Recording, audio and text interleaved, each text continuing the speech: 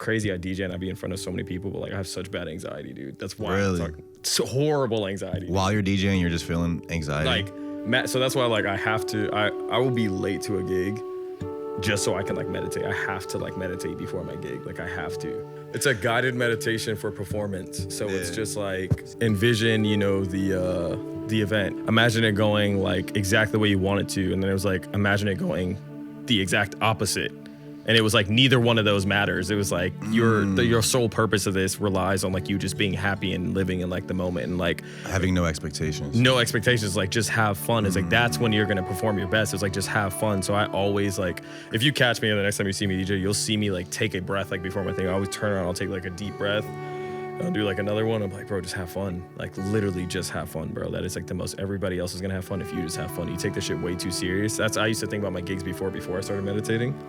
Like, dude, you were taking that shit too serious, bro. Like, just have fun, man. Like, that's great advice just for life, period. Yeah. Don't take yourself too serious. Just have fun. Like, sometimes it can be hard to not have expectations, but like that's when, if you have expectations, usually you'll let yourself down because something's gonna go wrong. Something's gonna happen. And that's what the guided meditation said. Yeah. It's like something's always gonna go wrong. It was like you can never prepare for it. So it's like just have fun. And like at the end of the guided meditation, it's like congratulate yourself on like taking some time to like take your brain to the gym, you know what I mean? Like giving yourself grace to like feel human, you know, this is like a human experience. So you did a Social Supply set recently, the living room set.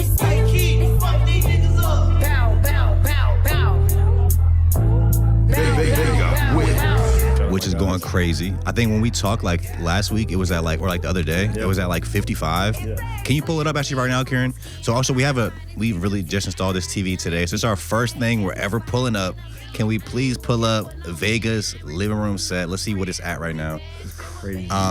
Yeah, maybe tell us a bit about that. How was that experience? I know you said you got like a few gigs from it already. Yeah. Why do you think? Maybe I'm just getting hip to it now, but is 2024 the year where all these DJ sets really started picking up on YouTube? Because I know there's like a lot of people all over the world doing it. No, definitely. Okay, so this just kind of just became a big thing. Yeah, I would say like 2023, 2024. Yeah, definitely. What is it at right now? Scroll down a little bit. 78K, so another like 20K since we spoke the other day. That is insane. That is insane. Bro, shout out to Social Supply. They going crazy. Shout out to Social Supply. And I also see you use the same hard drive as me, the orange ones. We can talk about that too. Shout out Lacey. Yeah, how was your living room Lacey, set? we all need the sponsorship, please. But yeah, Social Supply, again, Cam, J-Boy, Ivan, my guys. Super, super crazy, man. I want to say they started doing the living room sets. It's only been like 7 months, dude. Yeah, I don't think it was this year. Yeah, like they just started this year and like it has picked up tremendously. Like they had hit me up. I think I was on the 3rd episode. I think it's like right there, like right. Yeah, it was a different one than this one, right? Yeah. So that was my first one that I did, and that one's at. Was that one at, Karen? 153,000. Yeah, 153,000 in like 6 months versus like half of that in like 12 days. You know what I mean? Like it's insane. That was my first one that I did. That hit me up and was like, yo, we like want to have you on. And I primarily get booked, you know, for Traptastic. That's my residency. So like I DJ with them all the time. So I was really excited to be able to showcase the other side of like what I do, which is that like I love house. I love like dance stuff. I love playing stuff like that. Like that's the stuff I really love to like play. And my homies that like know me, they know like that's my bag. Like I love like the trap stuff is cool. Like I love that stuff, man. Like I grew up on that as like something I genuinely do love. But that other side of stuff that I don't get to play, that's when I really get to have a lot of like fun and stuff. So that first set I did was super cool. I had a lot of fun. It was super organic. That one was actually closed off to like just our close homies. So like that's literally just our like homies in there, which was super cool and organic versus like you were at the High Street one. You know, it's more open to the public, which is cool. Where Durag Daft took his shirt off. Yeah. He broke a million views on that one. Yeah. No, it was insane. It was insane. I remember he took his shirt. I was watching and I was like, oh, yep, this one's going viral. I was like, tight. Wait, were you there? Yeah. And I was like right on the side. I remember you had your coffee with you. I think I was the only one that bought a coffee. It was at a coffee shop. No, I was weak. I remember you. I'm like, I think I'm the only one that got a coffee here. Everybody else had alcohol. But yeah, no. Just the entire movement that they're doing, man. It's created a platform for everybody you know, in the area to feel inclusive into something that is pivoting us in a different direction. Like you said, DJ wise, like it's a whole new light being shed on us. Like this second set that I did, like the first set was awesome. I had a lot of people hit me up from it. It was cool.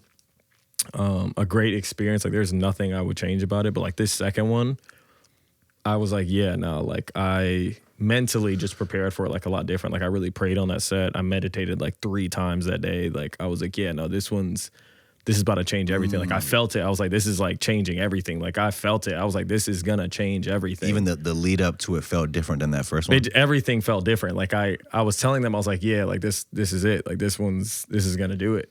And like your words are so important. You know, like they always say that. You know, like the way you speak. You know, words are spells. Like but I just kept saying, I was like, this is gonna change everything. Like it's not me being cocky. I just really feel very confident. I was like, this is gonna change everything. And that day, it was funny. There's always going to be a comment or two on the YouTube, you know, where they're like, oh, blah, blah, blah, like saying something. And somebody was like, I heard this set before. And I was like, yo, like you can see me like scrolling on my thing, like trying to find what song I was going to play. And that is the craziest thing that I will say is that any of my sets that I do, it's pretty bad.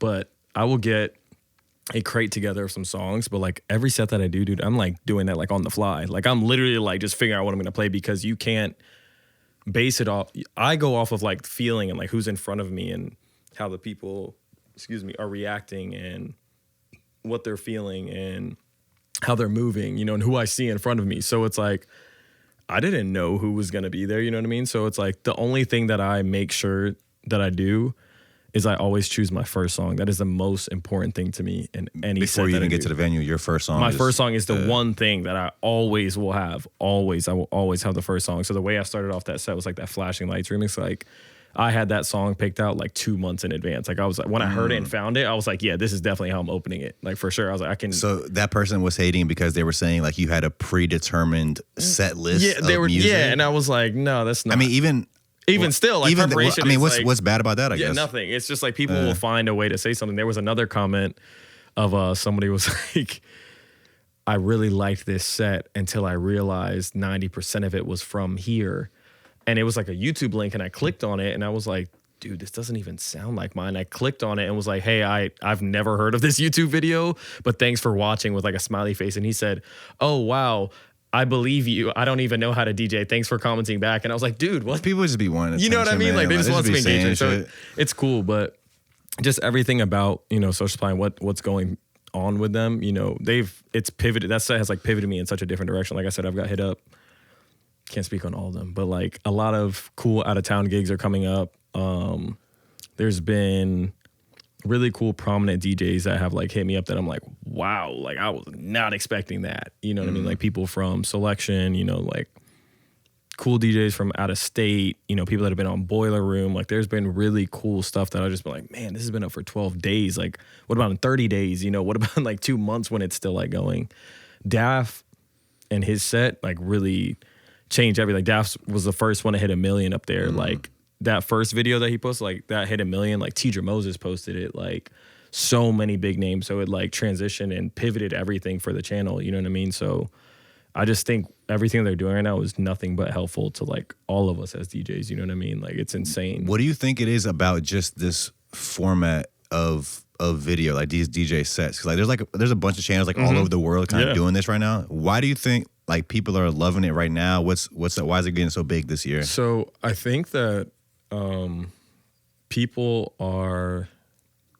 It can give you a way to feel included on something that you don't necessarily have to like be there for. So I think that's what it is. It's like you're at the party, but you're like there, but you're like not really there. Yeah. So it's like it's cool. Like I'll have, you know, people posting me and stuff, and I'll like, you know, I'll see a drink like in the background or whatever. I'm like, oh yeah, y'all are like teed up while you're like watching me. That's cool. Like you can see people in the videos like having fun, like doing their thing. So it's like there's a lot of introverts, you know, people that don't want to go outside. So like this gives them a viewpoint of like something that's out there that they don't necessarily have to like be at, which is cool. So I think that's what's like kind of changing. That's a great point. That's kind of like, I feel like that's part of the reason like podcasts became big. It's like you're just kind of sitting in on this conversation. That 2015, 2016 era, it can never be like replicated, bro. Like it just can't.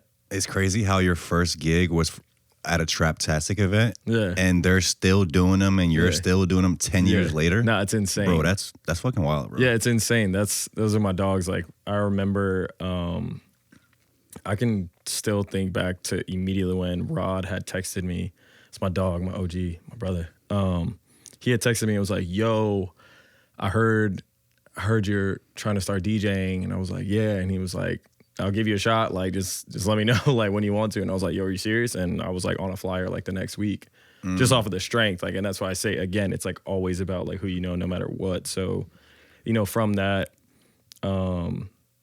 I just ended up becoming a part of like the family. Like I've known Rod for years from going to like Soul Brother and stuff and like all that. So Soul Brother is the skate shop he worked at, right? Yep. Yeah, he told us about that. That is like a legendary like shop. That is legendary. But yeah, did a bunch of Traptastics. We did Work Release. We went on to like 37th and Zen, and we did a bunch of stuff like that. Shaka's when it was open. It was just kind of like the run for like Traptastic. So that was kind of where that like went. It's crazy to think, like you said, it's been 10 years. I didn't even think about that, dude. That's crazy.